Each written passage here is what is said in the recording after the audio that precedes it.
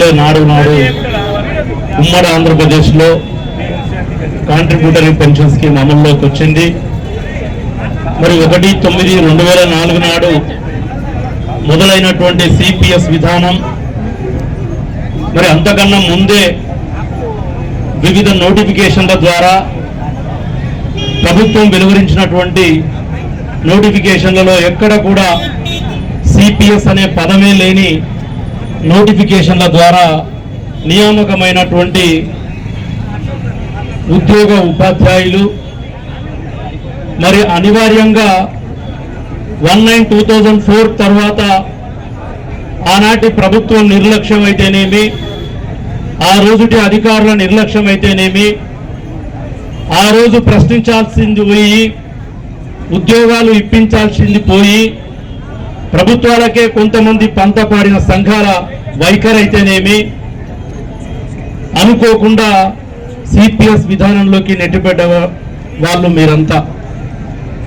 నాకు బాగా గుర్తు, ఆ రోజుటి ఈ విధానం మనకు అంటగట్టబట్టడం అనేది చాలా ఇబ్బందికరమైనటువంటి విషయం. ఆ రోజు ఉమ్మడి ఆంధ్రప్రదేశ్లో 13 నవంబర్ 2003 రోజు అప్పటి ముఖ్యమంత్రి గౌరవ చంద్రబాబు నాయుడు గారు డిఎస్సి నోటిఫికేషన్తో పాటు గ్రూప్ 1, గ్రూప్ 2, ఇరిగేషన్ మరియు పోలీస్ డిపార్ట్మెంట్లలో కూడా నియామకాల కోసం నోటిఫికేషన్ ఇవ్వడం జరిగింది. మరి ఆ నియామకాలలో ఎక్కడ కూడా నోటిఫికేషన్లలో పాత పెన్షన్ వర్తించును అనే అంశం లేదు.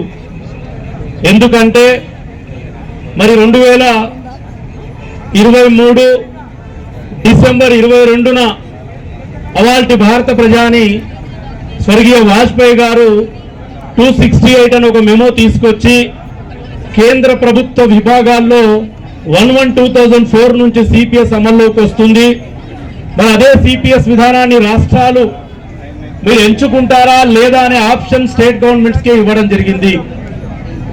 మరి ఆ విధంగా ఇచ్చినటువంటి ఆప్షన్ను పరిగణలోకి తీసుకొని అవాల్టి ముఖ్యమంత్రి చంద్రబాబు నాయుడు గారు 1/9/2004 నుంచి 653, 654, 655 జీవోలను తీసుకొచ్చి సెప్టెంబర్ 1 నుంచి అమల్లోకి తీసుకురావడం జరిగింది.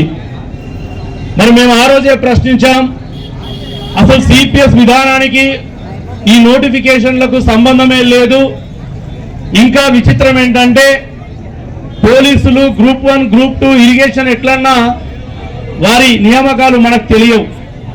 కానీ 2003 డిఎస్సి ద్వారా బైఫర్గేట్ అయిన తెలంగాణలో 6,612 మంది ఉపాధ్యాయులు ఆ రోజు నియుక్తులైనరు.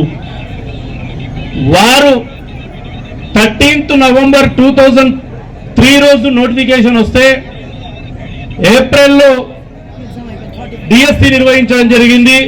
April 4th and 5th, 6th SGT school assistant, భాషా పండితులు. ఆ రోజు సిపిఎస్ లేదు. జూన్ 11th రిజల్ట్ ఇచ్చిండ్రు 2004. ఆ రోజున సిపిఎస్ లేదు. జూలై చివరి వారంలో మీ సర్టిఫికెట్ల వెరిఫికేషన్ మరియు ఎంపిక విధాన ప్రక్రియ పూర్తి చేసిండ్రు. ఆ రోజు సిపిఎస్ విధానం లేదు. ఆ రోజు ఉన్నటువంటి గౌరవ మంత్రివర్యులు శ్రీమతి నేదురుమల్లి రాజ్యలక్ష్మి గారు, school education commissioner Poonam Malakondaiah గారు, వారిద్దరూ నియామకాలు ఇచ్చి ఉంటే ఇవాళ మీరు ఈ టెంట్ వేసే వాళ్ళు కాదు. సుమారు 21 సంవత్సరాలుగా మీరు ఈ ఉద్యమాలు చేసేవాళ్ళు కాదు. మీరు సెలెక్ట్ అయ్యిండ్రు, రోస్టర్, మెరిట్, సర్టిఫికెట్ వెరిఫికేషన్ అన్ని అయినా అవాల్టి ఆ ప్రభుత్వం, ఆ అధికారులు మీ గురించి పట్టించుకోలేదు. మరి ఇది వేదికనో కాదో నాకు తెలియదు, కానీ అదే సిపిఎస్ విధానం తీసుకొచ్చిన వాళ్ళు ఇక్కడికి వచ్చి మాట్లాడిపోతున్నారు. ఆ రోజు మిమ్మల్ని ఏదైతే జీవో నంబర్ 31 జనవరి 2005 రోజు మిమ్మల్ని నియామకం చేస్తున్నాడు, అంత ఆలస్యం అవుతున్నా కూడా ఎందుకు ఆలస్యం అవుతుందని ప్రశ్నించని సంఘాలు ఇక్కడికి వచ్చి రేపు మాపో ఇప్పిస్తామంటున్నారు. నాకు సిగ్గనిపిస్తుంది. ఈ నిర్వాహకులు ఎవరైతే ఉన్నారో మా వినోద్, వేణు, రవి, పులిపాక కిషోర్, సంతోష్, మా విల్సన్, మా సోదరి మనలో మా చెల్లెలు శోభ కూర్చుంది, ఒక అక్టర్, ఇంట్లో ఎంతమంది పద్మశ్రీ, చాలా పేర్లు మా గద్వాల వేరు. మీరు అందరూ కూడా ఉద్యమించాల్సినట్టు పోయి పొగడ్తలకు స్టార్ట్ చేసింది. సీఎంకి అత్యంత సన్నిహితుడు, ఏమైతే సీఎంకి అత్యంత సన్నిహితుడు అయితే మీ సమస్య ప్రొలాంగ్ అవుతుంది. సీఎం నేను కన్విన్స్ చేయను, సీఎంఏ నన్ను కన్విన్స్ చేస్తాడు. నువ్వుకరవై ఏం డొలి పెట్టినావు, నీదేమైనా పని ఉంటే చేసుకోపో అని చెప్తాడు. మరి నా పని నేను చేసుకొని ఇంటికి పోదనా, మీ పని చేయాలనా? అందుకే నేను మా వినోద్కి చెప్తున్నా, నేను ఏది మనసులో పెట్టుకొని ఫీల్ అయ్యి మళ్ళీసారి ఇవ్వకుండా నాకు బాధలేదు. నేను ఇవాళ కూడా రానని చెప్పిన, ఎందుకంటే ఈ పొగడ్తలు ఇవి నాకు అస్సలు గిట్టనంశం. సీఎంకు సన్నిహితుడైతే ఇప్పటికే రిజల్ట్ వస్తుండే. ఎప్పుడొచ్చింది? 136 జీవో నంబర్ ప్రకారం మీ నోటిఫికేషన్ వచ్చి 23 ఏళ్ళు అయింది.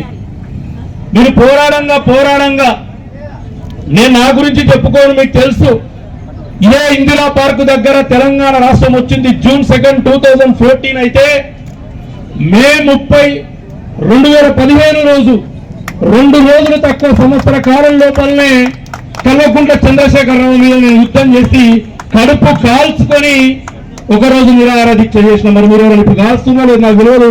మా శోభమ్మ జామకాయలు తింటుంది. కడుపు కాల్చుకొని నిరాహార దీక్ష చేసినాం. 2016లో సెప్టెంబర్ 6వ తారీఖు